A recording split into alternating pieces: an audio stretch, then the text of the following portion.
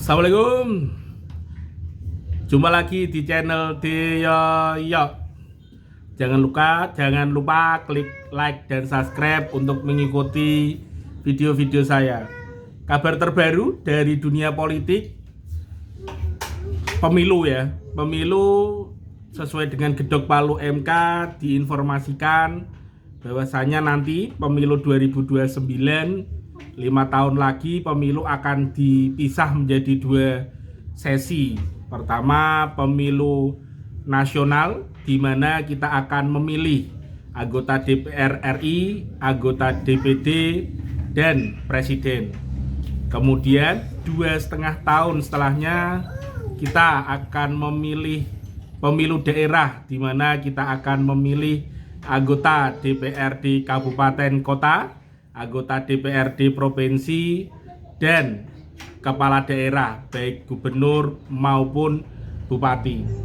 Berita menarik sebenarnya karena proses pemilu yang dipisah ini akan menjadi hal yang menarik sebenarnya. Kenapa? Seperti yang dibahas oleh beberapa pengamat politik, diceritakan bahwa putusan MK ini akan menjadi hal yang menarik ketika memang ditindaklanjuti oleh pemangku jabatan yang membuat undang-undang secara teknisnya. Kenapa? Karena ada banyak faktor di dalam pemilu nanti. Menarik lah, sederhana. Kalau sebagai warga masyarakat biasa itu kan menilai kita sederhana. Pemilu yang biasanya serentak nasional seperti 2024 kemarin, kita ingat Februari kita nyoblos ada presiden, DPR RI, DPD, kemudian DPRD provinsi, DPRD kabupaten, kurang lebih ada 5 kotak itu dalam satu momen pada Februari 2024 kemarin. Kemudian November 2024 kita nyoblos lagi untuk kepala daerah baik bupati dan gubernur. Dan putusan MK ini merubah segalanya untuk 2029 esok. 2029 esok coblosan pemilu nasional kita akan nyoblos DPR RI, DPD, dan presiden. Kemudian di jangka waktu maksimal 2,5 tahun dari pemilu nasional akan diadakan pemilu daerah, di mana kita akan menyoblos 3 kotak ya, 4 kotak lah, DPRD kabupaten atau kota, DPRD provinsi, kepala daerah, bupati, dan gubernur. Ya menarik sebenarnya karena dengan dibagi seperti ini kan harapannya masyarakat lebih mampu mengenal calon-calon anggota legislatif, anggota DPD maupun calon pemangku jabatan eksekutif. Karena kalau diserentakkan seperti biasa-biasanya seperti tahun 2024, jelas kita akan kesulitan dan bahkan tidak mengenali calon-calon yang sebenarnya tampil untuk menjadi calon pemimpin kita yang baru, baik sekelas eksekutif maupun calon-calon legislatif yang mencoba untuk maju sebagai calon anggota DPR baik kabupaten, kota, provinsi maupun sekelas RI. Dengan dipisah seperti ini jelas bagi masyarakat sipil seperti kita kan akan lebih mempermudah untuk mengetahui siapa-siapa calon yang maju dalam kontestasi DPRD RI, DPRD kabupaten, provinsi, RI, presiden, dan lain sebagainya. Kenapa? Karena dengan seperti ini semuanya akan menjadi lebih sederhana. Dalam pengertian untuk masyarakat sipil seperti kita kan sederhana dalam memilih dan lebih mengenal karena calon akan lebih banyak turun ke bawah, calon akan lebih banyak berinteraksi dengan masyarakat dibanding dengan pemilu-pemilu yang lalu. Kita akan menunggu nanti hasilnya di 2029. Cuma dalam menunggu itu ada beberapa pertanyaan yang menarik sebenarnya. Karena memang sudah jelas kalau pemilu nasional kan kita memilih anggota DPR RI, anggota DPD, dan presiden, berarti sama seperti biasanya seperti 2024 kemarin. Yang menjadi pertanyaan adalah yang pemilu daerah, karena memang dikasih jangka waktu 2,5 tahun setelah pemilu nasional. Jikalau memang terjadi seperti itu kan paling tidak pemilu selanjutnya 2029 untuk pemilu nasional, pemilu daerah akan dilaksanakan paling tidak 2031. Itu paling ya jarak interval yang diputuskan oleh MK lah. Jika seperti itu kan ada jadi pertanyaan, bagaimana nasib anggota DPRD yang selesai nanti di 2029? Karena kan pelantikannya 2024 kemarin ya, bulan Agustus kalau di Kabupaten Jepara. Karena kalau DPRD kota itu kan kabupaten kota jeda waktunya berbeda-beda termasuk provinsi. Tapi kalau nasional ya serta Oktober. Jadi menarik, kita tunggu untuk pemilu nasional dan pemilu daerah di masa yang akan datang.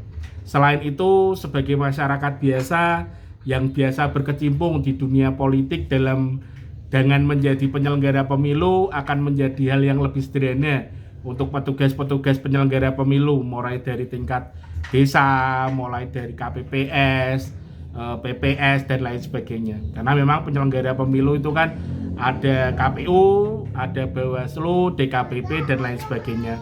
Jadi menarik, tugas mereka akan menjadi lebih ringan, menjadi lebih sederhana dibanding dengan 2024. Dan itu akan menambah efektivitas kerja, menambah profesionalisme dan menambah ketelitian.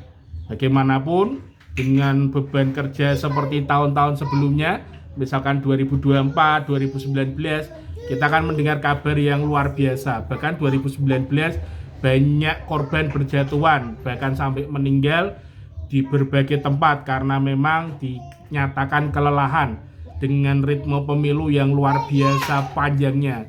Kita mulai dari jam 6 pagi hingga jam 6 paginya lagi untuk bisa selesai dalam menghitung, mengelompokkan hitungan dengan berbagai banyak kotak suara dari presiden, DPR RI, DPD, DPRD kabupaten, DPRD provinsi dan lain sebagainya.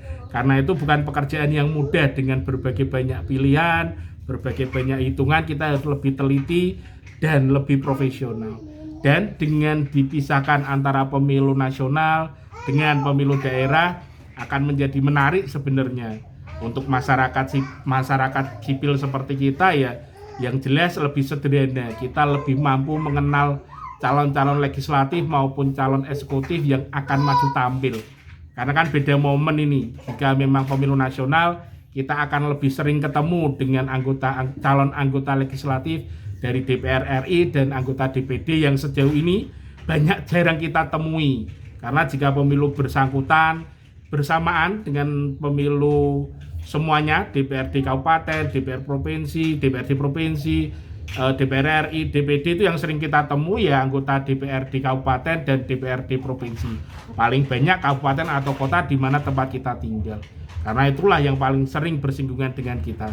Tapi kalau dipisah seperti ini, mau tidak mau calon-calon anggota DPR RI yang mencalonkan diri, anggota DPD mau tidak mau akan lebih banyak intens untuk turun menyapa, bahkan langsung turun ke masyarakat di berbagai pelosok wilayah pemilihannya. Jadi menarik untuk ditunggu 2029 nanti terkait dengan pemilu yang dipisah ini antara pemilu nasional dan pemilu daerah. Apapun itu sebenarnya ini menjadi hal yang menarik ya, lebih baik dari pemilu-pemilu sebelumnya. Ya paling tidak harapannya dengan diberikan seperti ini kan akan menambah keprofesionalitasan, menambah efektivitas kerja dan lain sebagainya. Dan teruntuk partai politik seperti kata pengamat politik, saya mendengarkan dibukanya ini kan kurang lebih ada 3 poin ya. 1, memudahkan masyarakat sipil seperti kita untuk paham dan tahu betul detail-detail calon anggota legislatif maupun calon eksekutif. Yang kedua, untuk partai politik jelas akan menjadi hal yang menarik untuk konsolidasi karena memang terfokus dalam satu pemilu. Misalkan momen pemilu nasional ya konsolidasinya hanya terfokus pada pemilu nasional, baik DPR RI dan presiden dan DPD. Dan kalau pemilu daerah jelas konsolidasi daerah akan menjadi fokus utama. Jadi tidak terbagi karena jenjang waktunya pun lumayan 2,5 tahun ya, 2 tahun sampai 2,5 tahun. Jadi mesin partai ini akan terus panas setiap waktu dan setiap saat. Jadi reorganisasi pengkaderan akan terus dilakukan dan kegiatan-kegiatan yang bersifat kepartean akan terus selalu ada. Tidak hanya sekali pemilu, nunggu nyampe nanti 2029 seperti 2024 kemarin harus nunggu 5 tahun sampai 2029 baru mesin partai bekerja lagi. Kalau sekarang kan paling tidak 2 tahun sudah mulai. Sebelum mulai 2 tahun paling tidak persiapan setengah tahun sebelumnya, ya setiap 2 tahun sudah mulai memanaskan mesin partai untuk menghadapi pemilu-pemilu yang bergerak, pemilu nasional dan pemilu daerah. Jadi dalam 5 tahun kita akan menyelenggarakan kurang lebih ada 3 pemilu, 2 kali pemilu nasional dan sekali pemilu daerah. Dan yang ketiga, jelas untuk penyelenggara pemilu akan meringankan beban dan menambah keprofesionalitasan dan keefektifan pekerjaan penyelenggara pemilu. Tapi yang perlu menjadi catatan adalah ketika pemilu ini sudah dibelah menjadi 2, idealnya untuk penyelenggara pemilu yang kita tahu sendiri ada KPU, Bawaslu, ya jangka waktu menjabatnya pun harus disesuaikan. Jangan sampai ketika pemilu diadakan sama seperti 2024 kemarin ya, beberapa anggota penyelenggara pemilu kita sebut KPU habis masa waktu masih ada tes sebelum penunjukan anggota yang baru. Jadi ya perlu undang-undang yang baru mengatur untuk kesemuanya yang ideal lah. Kata pengamat pemilu ya yang ideal, pemilu yang ideal untuk bangsa Indonesia. Jadi menarik, kita tunggu saja karena kabar ini sebenarnya kabar menarik, kabar perbaikan yang luar biasa sebenarnya yang ditunggu-tunggu dari dulu karena lebih menarik. Cuman dari sisi lain ya kita belum tahu apakah dengan dipisahkan ini secara finansial, secara kemampuan keuangan akan menjadi lebih murah, kita belum tahu, atau akan lebih membengkak menjadi lebih mahal.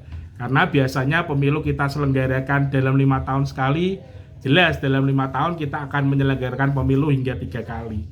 Bayangkan kan luar biasa, baru selesai pemilu 2 tahun, pemanasan lagi, langsung penyelenggara pemilu mulai lagi untuk persiapan pemilu kada, pemilu daerah ya. Baru selesai 2 tahun lagi persiapan lagi untuk pemilu nasional. Jadi menarik lah kita lihat nanti ke depannya bagaimana. Harapan dari ini semua kan sebenarnya menghasilkan pimpinan bangsa yang berkualitas, baik dari legislatif maupun dari eksekutif. Tapi apapun itu kita tunggu saja gebrakan ke depannya dan hal-hal menarik terkait pemilu nasional dan pemilu daerah supaya Indonesia menjadi negara yang lebih baik lagi dibanding hari ini. Siapapun pimpinannya, apapun partai yang menang dalam pemilu, yang harapannya ya sekali lagi masyarakat sipil seperti kita ini kan negara aman, lancar, damai dan mudah mendapat pekerjaan. Kurang lebih seperti itu. Menarik kabar terbaru ini, kita tunggu saja kabar-kabar berita politik selanjutnya ke depan. Jangan lupa saksikan terus channel Deyoyo. Salam, assalamualaikum.